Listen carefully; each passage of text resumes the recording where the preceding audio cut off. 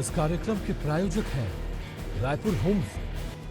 कारोबारी सप्ताह के आज पहले दिन बाजार का मिजाज निवेशकों के अनुरूप नजर आया।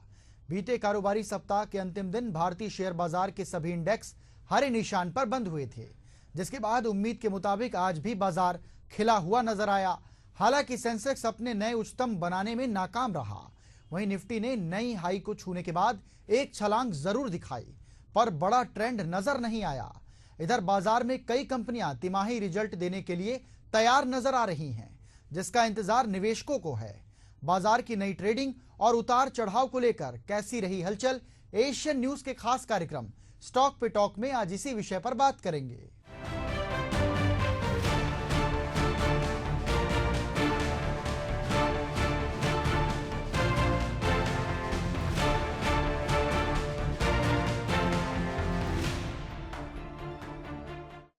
इरेडा के शेयर जिन आईपीओ निवेशकों को अलॉट हुए थे, उन्होंने होल्ड किया हुआ है। उनकी पूंजी में बेतहाशा बढ़ोतरी हुई है। अभी इस शेयर के लिस्टिंग को 1 साल भी पूरे नहीं हुए हैं और आईपीओ निवेशकों की पूंजी करीब 10 गुना बढ़ चुकी है। आईपीओ निवेशकों को ये शेयर 32 रुपए के भाव पर जारी हुए थे और आज इसके शेयर इंट्राडे में बीएसई पर 310 रुपए के रिकॉर्ड ऊंचाई पर पहुंचे थे।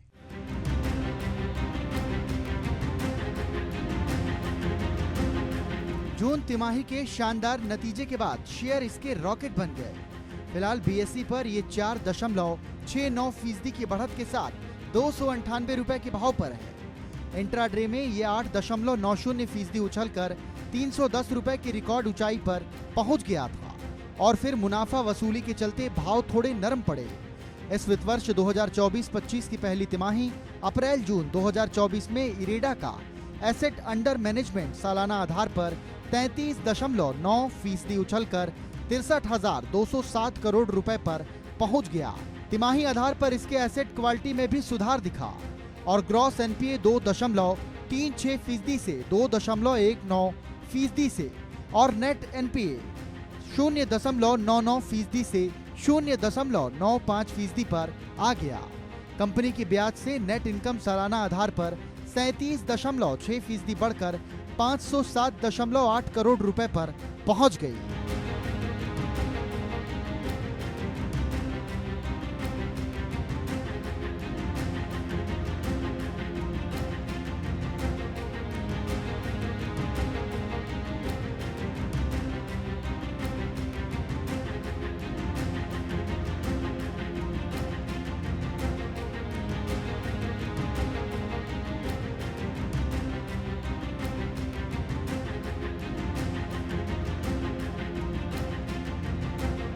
इरेडा के शेयरों की घरेलू मार्केट में 29 नवंबर 2023 को एंट्री हुई थी। आईपीओ निवेशकों को ये 32 रुपए के भाव पर जारी हुआ था और पहले दिन बीएसई पर 59.99 रुपए के अपर सर्किट पर बंद हुआ। अब ये आज 310 रुपए के रिकॉर्ड हाई पर पहुंच गया, यानी आईपीओ निवेशकों का निवेश करीब 10 गुना बढ़ गया। लगातार 4 दिनों की तेजी में इसका मार्केट कैप 80,000 करोड़ रुपए के पार पहुंच गया। साथ ही ओवरबॉट जोन में चला गया और अब इसका रिलेटिव स्ट्रेंथ इंडेक्स भी 85 पर है। आरएसआई के 70 पार के होने का मतलब ओवरबॉट जोन है। ब्रोकरेज के रुझान की बात करें तो एक्सपर्ट की निगाहें अभी इस पर बहुत नहीं है। वैसे आईसीआईसीआई डायरेक्ट के टारगेट प्राइस 250 रुपए को इसने पहले ही पार कर दिया है। जोमेटो के फाउंडर दीपेंद्र गोयल अरबपति बन गए हैं। जोमेटो के शेयरों में आई रिकॉर्ड तेजी से गोयल की संपत्ति $1 अरब से अधिक हो गई है। जुलाई 2023 के निचले स्तर से जोमेटो के शेयर में अब तक 300% से अधिक की तेजी देखी जा चुकी है। दीपेंद्र गोयल फिलहाल में जोमेटो के फाउंडर और सीईओ हैं। इस बीच जोमेटो के शेयरों में भी आज यानी 15 जुलाई को बीएसई पर अपना नया रिकॉर्ड बनाया। कंपनी के शेयर 2% की तेजी के साथ 230 रुपए पर पहुंच गए, तो ये एक नया उच्चतम स्तर है। कंपनी का मार्केट अब 1.8 लाख करोड़ रुपए से अधिक का हो गया है।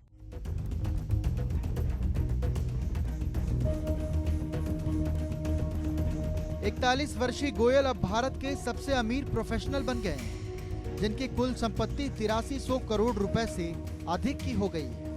फिलहाल गोयल के पास जोमेटो के 36.95 करोड़ रुपए के शेयर या 4.24% की हिस्सेदारी है। जोमेटो के शेयरों में 2023 की शुरुआत से ही तेजी देखी जा रही है। एक्सपर्ट्स को उम्मीद है कि इसके क्विक कॉमर्स बिजनेस ब्लिंकिट का बेहतर प्रदर्शन करना जारी रहेगा और इसके चलते कंपनी उम्मीद से पहले ही मुनाफे में आ जाएगी। कंपनी ने पहले कहा था कि ब्लिंकिट वित्त वर्ष 2025 की पहली तिमाही में ईबिटा स्तर पर ब्रेक इवन को छू सकती है। इस बीच कंपनी के फूड डिलीवरी बिजनेस के मुनाफे में आने से निवेशकों का उत्साह भी बढ़ा है। ब्लिंकिट का कारोबार तेजी से बढ़ा है और ये स्विगी, इंस्टामार्ट और जेप्टो जैसी राइवल कंपनियों से बेहतर प्रदर्शन कर रहा है। इसकी ग्रोथ में फिलहाल कोई कमी आने के संकेत नहीं है, जो निवेशकों के उत्साह को और मजबूत कर रहा है। हाल ही की रिपोर्ट से संकेत मिलता है कि जोमेटो ने अपने क्विक कॉमर्स बिजनेस में निवेश को और बढ़ाएगा।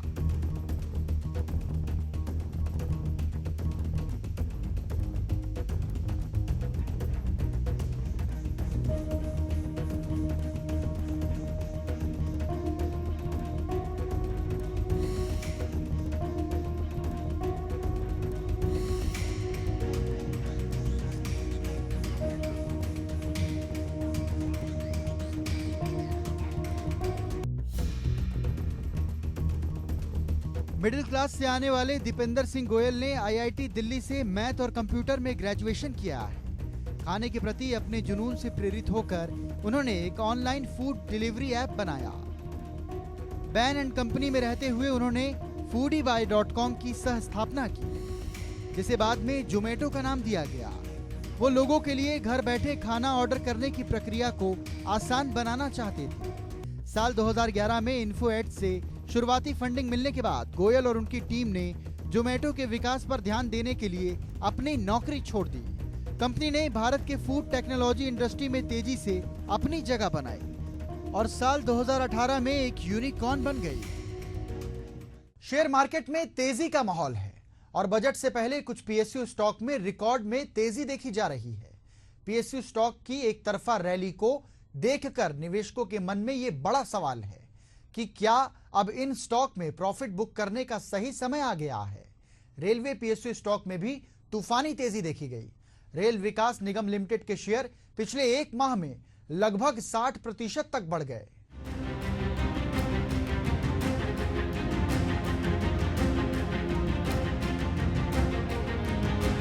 रेल विकास निगम लिमिटेड यानी आरवीएनएल के शेयरों ने सोमवार को बजट से पहले रेलवे शेयरों में मजबूत खरीदारी के बीच एक नया ऑल टाइम हाई लेवल हासिल किया। ये पीएसयू स्टॉक सोमवार को करीब 2% बढ़कर 637 रुपए के लेवल पर ओपन हुआ और 647 रुपए के ऑल टाइम हाई लेवल पर पहुंच गया।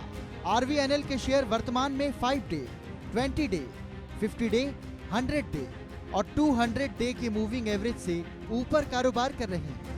आगामी बजट में सरकार द्वारा इस क्षेत्र के लिए अधिक धनराशि आवंटित किए जाने की आशा के बीच आरवीएनएल के शेयर लगातार नई ऊंचाइयों को छू रहे हैं।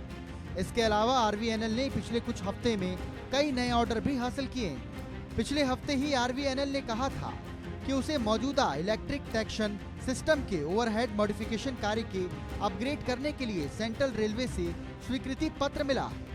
इस प्रोजेक्ट की लागत 132.59 करोड़ रुपए है।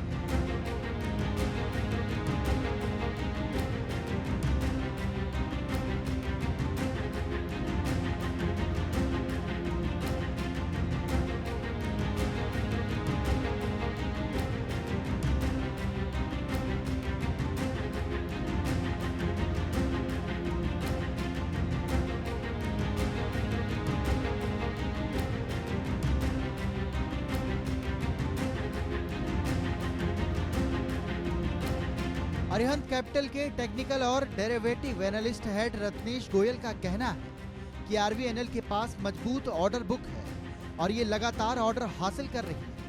कंपनी के फंडामेंटल मजबूत हैं। स्टॉक में 580 रुपए के आसपास मजबूत सपोर्ट है। उन्होंने कहा कि यदि आपने आरवीएनएल में निवेश किया है तो मेरी सलाह है इसे होल्ड करें। हाल के सप्ताहों में तेज उछाल के बाद शेयर मौजूदा स्तरों पर मजबूत हो सकता है। शॉर्ट टर्म में शेयर में पॉजिटिव तेजी बनी रहेगी। स्टॉक में शॉर्ट टर्म टारगेट 700 से 725 रुपए है। आरवीएनएल के शेयरों में सिर्फ 2 हफ्तों में 52% की उछाल आई है और 3 महीने में मल्टी बैगर बन गया, जिससे 151% का ठोस रिटर्न मिला। पिछले 6 महीने में आरवीएनएल के शेयरों में 186% की उछाल आई। वाईटीडी आधार पर शेयर में लगभग 250% की उछाल आई। पीएसयू स्टॉक ने अपने निवेशकों को सिर्फ 1 साल में 428% का भारी फायदा दिया।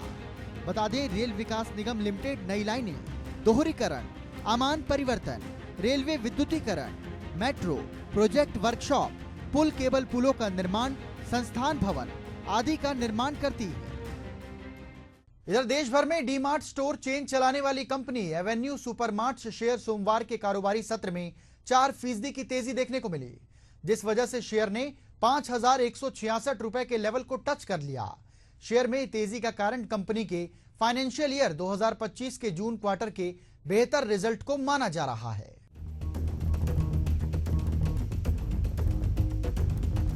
जून क्वार्टर के दौरान देश भर में करीब 6 डीमेट स्टोर खोले गए थे। इस प्रकार जून क्वार्टर अंत के बाद देश भर में कुल स्टोर की संख्या 371 पहुंच चुकी है। जून क्वार्टर के दौरान कंसोलिडेटेड बेसिस के आधार पर कंपनी का अर्निंग शेयर भी 11.89 रुपए पहुंच गया, जो फाइनेंशियल ईयर 2024 के जून क्वार्टर के दौरान 10 रुपए पर पहुंच गया। मोतीलाल ओसवाल के अनुसार कंपनी के हेल्दी कास्ट एफिशिएंसी डिमांड में आ रहे रिकवरी कंपनी की ग्रोथ को बढ़ा सकती है। ब्रोकरेज ने व्यापक तौर पर फाइनेंशियल ईयर 2025 और फाइनेंशियल ईयर 2026 के लिए अपने अनुमानों को बदला नहीं।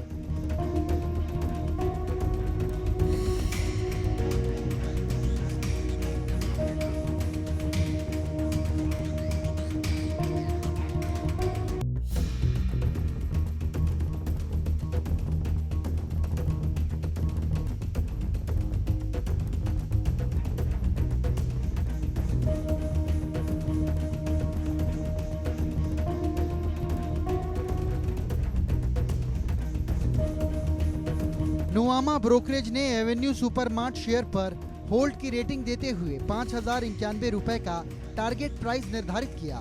नुआमा के एनालिस्ट के अनुसार डीमार्ट कंपनी पिछले 3 क्वार्टर से जनरल मर्चेंडाइज और परिधान ट्रांजैक्टरी में एक इम्प्रूवमेंट होते हुए देखा गया है, जिस वजह से एक क्वार्टर के बाद दूसरे क्वार्टर में ग्रॉस मार्जिन में एक इम्प्रूवमेंट झलक रही है। नुआमा ब्रोकरेज फर्म ने स्टोर की बढ़ती हुई प्रोडक्टिविटी की सुधार को देखते हुए फाइनेंशियल ईयर 2025 और 26 के लिए अपने रेवेन्यू में 1/3 से बढ़ा किया है। साथ ही कंपनी के वैल्यूएशन को 75 गुना तक कर दिया है। आगामी सप्ताह शेयर मार्केट के लिए बहुत ही अहम होने वाला है। इस सप्ताह Jio finance, Paytm, Bajaj auto, Asian paints, L T, I Mindtree, Infosys, Reliance industries, Wipro, union bank of India, Kotak Mahindra bank समेत कई दिग्गज कंपनियां वित्त साल 2024-25 की पहली तिमाही के लिए अपना रिजल्ट पेश करेंगी। रिपोर्ट देखिए।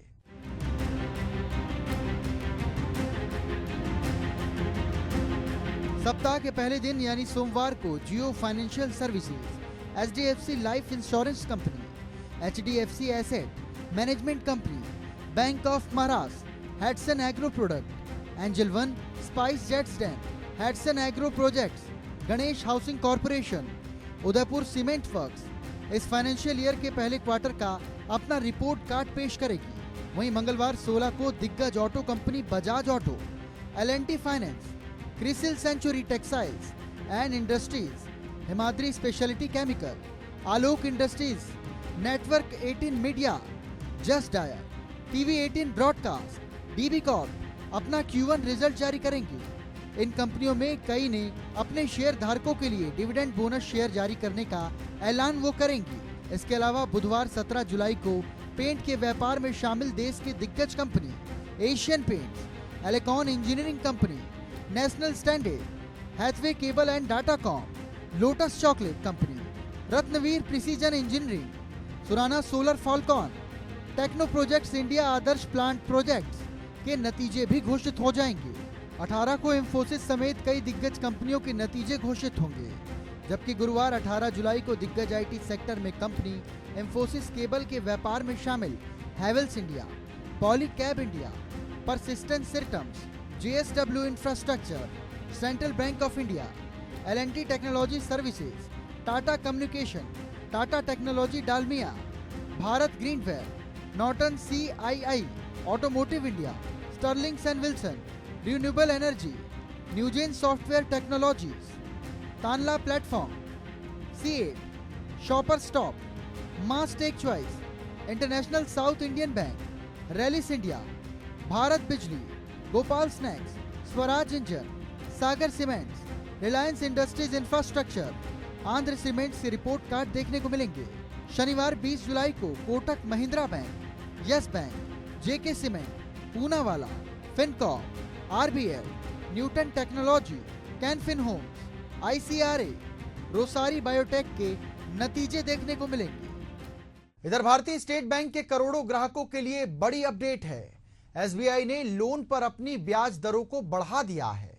स्टेट बैंक ऑफ इंडिया ने कुछ निश्चित टाइम पीरियड के लिए अपने मार्जिनल कॉस्ट में बढ़ोतरी की है और यह बढ़ोतरी 10 बेसिक्स पॉइंट तक की गई है, जिसके बाद करोड़ों ग्राहकों को बड़ा झटका लग गया है।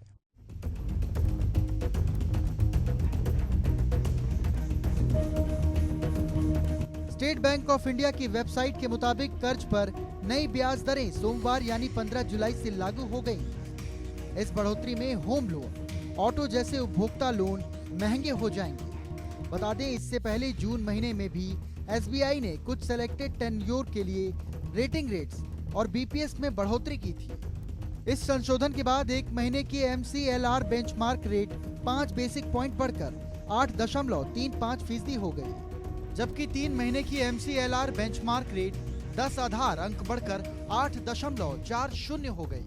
बैंक ने 6 महीने, 1 साल और 2 साल की अवधि के लिए MCLR दरों में 10 आधार अंक की बढ़ोतरी की, जिससे वे क्रमशः 8.75%, 8.85% और 8.95% हो गए। 3 साल की MCLR को 5 बेसिक पॉइंट बढ़ाकर 9% तक कर दिया गया।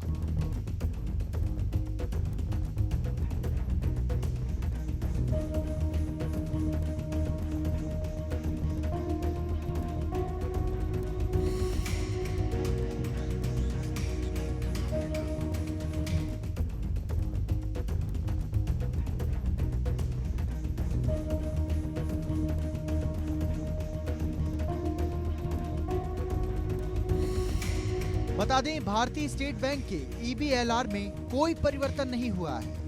SBI external benchmark lending rates 9.15% CRP plus BSP पर बरकरार है। बता दें, सभी प्रकार के होम लोन EBLR से जुड़े हुए होते हैं। SBI होम लोन की ब्याज दरें 8.50% से 9.65% के बीच होती है और सिविल स्कोर के आधार पर अलग अलग होती है। इसके अलावा बेंचमार्क प्राइम लेंडिंग रेट की बात करें तो इसे पिछले महीने रिवाइज किया गया था।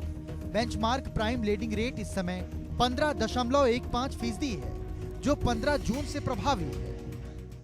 महज सप्ताह भर बाद मोदी सरकार का पहला बजट सत्र प्रारंभ हो जाएगा और 23 जुलाई को केंद्रीय वित्त मंत्री निर्मला सीतारमण बजट पेश करेंगी।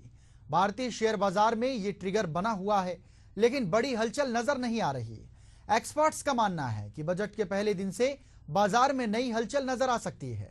फिलहाल स्टॉक में टॉक में इतना ही। मुझे दीजिए आज्ञा। नमस्कार।